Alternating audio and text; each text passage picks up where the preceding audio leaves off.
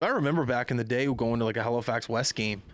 Packed. It's a Centennial, just packed. Man, we used to have home games. We used to have home games in the old Dow Memorial Arena on Saturday nights, and there would be 800 fans up there at the Dow Arena. It was like, the rinks down on like campuses and stuff, man. They always did well during hockey season. Like, there's something about like I don't know, when I think I was younger, like our junior A games, all in exports. I don't ever remember going to one of those games and it wasn't semi sold out. Yeah, that was a different era though too. So, why they sold out. Well, you were guaranteed like 6 tilts. Jimbo was guaranteed going to throw something. You know, that's just the way it was. But that's what junior A was like. Like when you played. No question. Is that exactly what it was? Was that? Yeah, I mean, there were some tough guys when I played, like the Eric Archimbos and Ronnie McFarlanes and Jason Dorringtons and some of these guys. And you were in Amherst for a bit, right? Yeah, I was in Amherst. I was in East Hants. I played for Steiny actually. Just 1 year in junior. Yeah, we had a really tough team that year. We had like Ken Tasker and Bill Riley and. Chris Maillet, who's like a 6'5" NHL drafted defenseman that played in the Western League. What the fuck? Yeah, like Chris Hale. Like we had a tough team. Now I wasn't one of those guys. But how I'm telling you, because when I played Bridgewater, we had a tough ass team too. Because we probably had the same coach, but. It was just like easier to play when you had those guys, especially where I know you like to rush the puck, or at least that's what I hear. Was you were an active defenseman, for lack of a better term. I was ahead of my time. That's right. Yeah, I think we did have the conversation actually. That's some Facebook chatter, I think. Yeah. But as a smaller guy too, and with those guys on the ice, like you're just able to concentrate on your game because you know if anyone fucks with you, that one of these beauties here is going to kill them.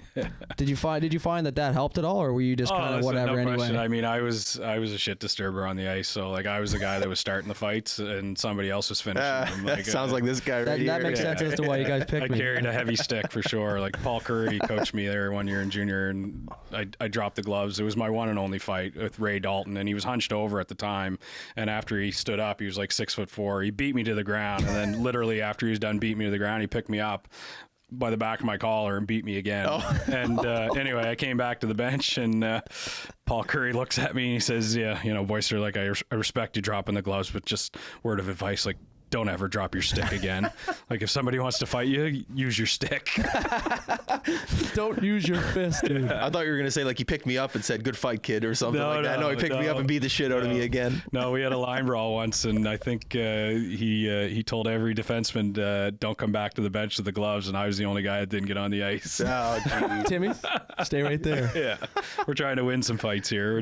Was this in Amherst or East Hants? This is in East Hants. East Hants? Good, because I wanted to ask about East Hants because obviously I live there now. I've always loved East Hants. Played junior B there. It was unreal. I think probably just because we were good. Not sure. But talk about like the atmosphere and what that town was like as a junior A town, because they haven't seen that in a while now, and I just feel like East Hants would be the best possible scenario for something like that. Did they play in the same rink before you start? The same rink? Okay. Oh man, it was unreal. We were getting 500-600 a night during regular season. Then we played Antigonish in the first round, and it went 7 games. And I'm telling you, like it was packed 3 or 4 deep around the rink. It was nuts, man. Like just some of the people, like Ron Smith and Ritzies, like there's just a bunch of good people up there that supported the team when it was there. Yeah, it was a great atmosphere, man. Like, really? It's a great rink. I like those steep stands. You didn't have to bill it in East Hants? Oh, yeah, did you live in Halifax? No, we had a bus that picked us up and took us back and forth. It was this old bus, and Norm Thompson, you know Norm? I know the name. Yeah, Norm's with the Midget League now, so Norm would be driving and they'd be fixing it. It would break down constantly, but like they had like a school bus that would. It pick sounds us like up junior B. Yeah, and take us back and forth. It was a good setup. Yeah. Was Shooters out there when you were playing? Yep. Wow. But How old did Shooters go Curly's back? was the place to go at that point, was it not? Curly's was, Curly Portables. Yeah. And then now it's for sale. Curly Portables.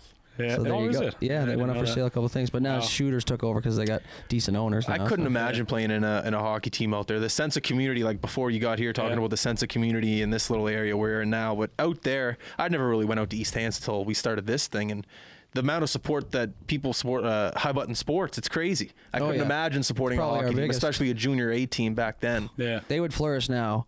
I think with the population now and stuff like that, and all the developments and all that shit, and there's actual stores and shit out there now. So, but who knows, right? Especially with all the kids in the metro area too, right?